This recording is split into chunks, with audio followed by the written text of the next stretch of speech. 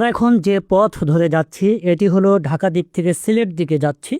যাবার পথে হাতের ডান পাশে যে স্থাপনাগুলো দেখতে পাচ্ছি এগুলো হলো 7 APBN অর্থাৎ আর্মড পুলিশ ব্যাটালিয়ন 7।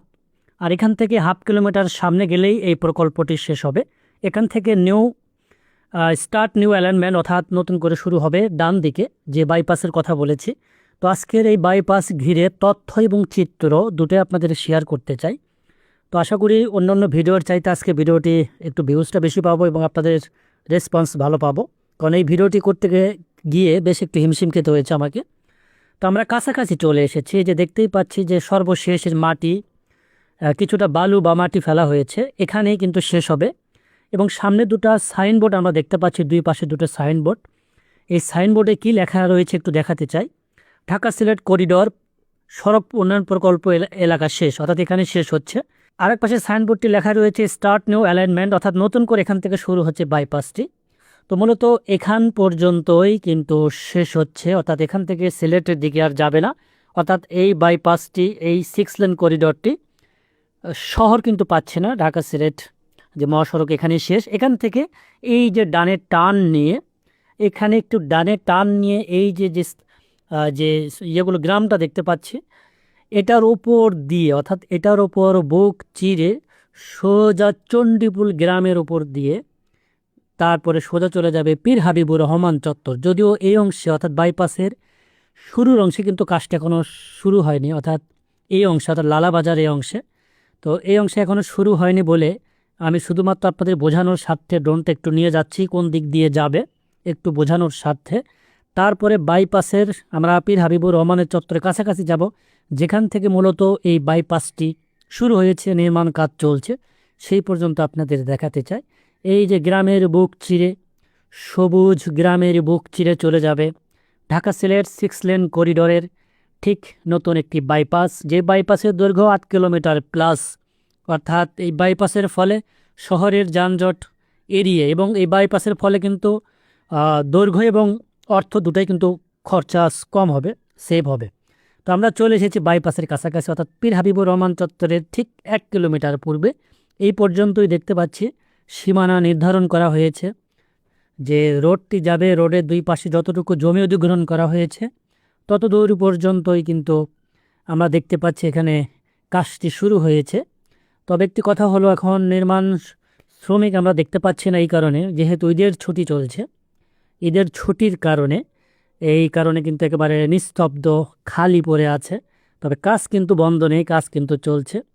যে বিভিন্ন যে সামগ্রী অর্থাৎ যে যন্ত্রাংশগুলি রয়েছে নির্মাণ কাজের, সেগুলো কিন্তু সামনে রাখা হয়েছে একটি জায়গায়, নির্দিষ্ট জায়গায়।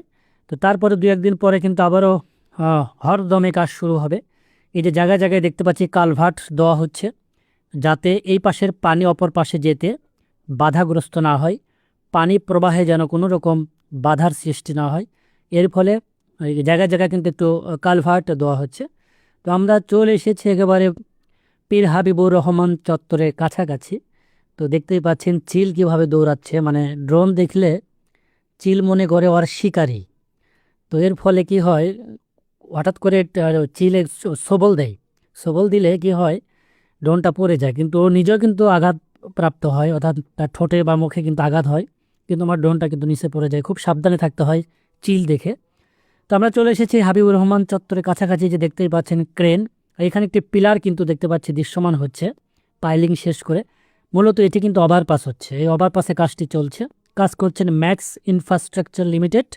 এখানে 3টি সড়কের মুখ রয়েছে, একটি চলে গিয়েছে ফেনসুগঞ্জ, একটি চলে গিয়েছে সিলেট শহর, অপরটি তামাবিল। এই মূলত এই 3 রাস্তা মোড় এবং রেল লাইনকে ক্রস করার জন্যই এই ওভারপাসটি নির্মাণ করা হচ্ছে।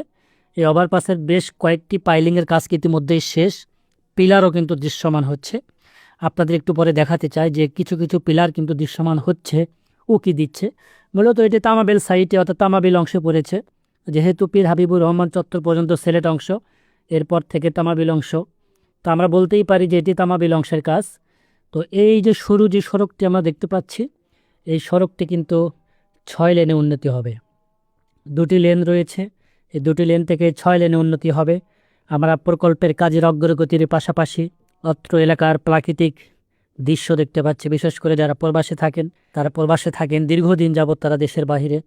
আমার এই ভিডিওর মাধ্যমে এলাকাটি দেখতে পেয়ে তাদের নিশ্চয়ই ভালো লাগে। এই জন্য আমারও ভালো লাগে, তাদের গঠনমূলক কমেন্টস আমার আরও বেশি ভালো লাগে। তো আপনাদের যদি কোনো মতামত থাকে সেটা কমেন্ট করে জানাতে পারেন, আমি কিন্তু সকল কমেন্টের উত্তর দিয়ে থাকি।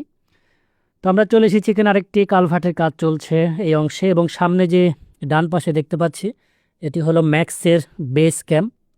এই পর্যন্ত আজকে ভিডিওটি আপনাদের দেখাতে চাচ্ছি। পরবর্তী আরেকটি ভিডিও আসবে, অর্থাৎ আমি ঈদের পর থেকে ঢাকা সিলেট 6 লেন করিডোরের যে কয়েকটি পর্ব দিচ্ছি, এবং আরও কয়েকটি পর্ব বাকি রয়েছে, কারণ দীর্ঘ একটা গ্যাপ ছিল এবং আপনাদেরও অনুরোধ ছিল বেশ বেশি, যার ফলে কিন্তু আমি প্রতিদিনই প্রায় ঢাকা সিলেট 6 লেন প্রকল্পের একেবারে লেটেস্ট একটি ভিডিও দিচ্ছি।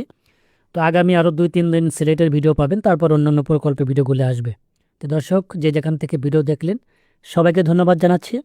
আরেকটি কথা বলে রাখি, আজকে ভিডিওটা কিন্তু ভিউজ একটু বেশি চাই।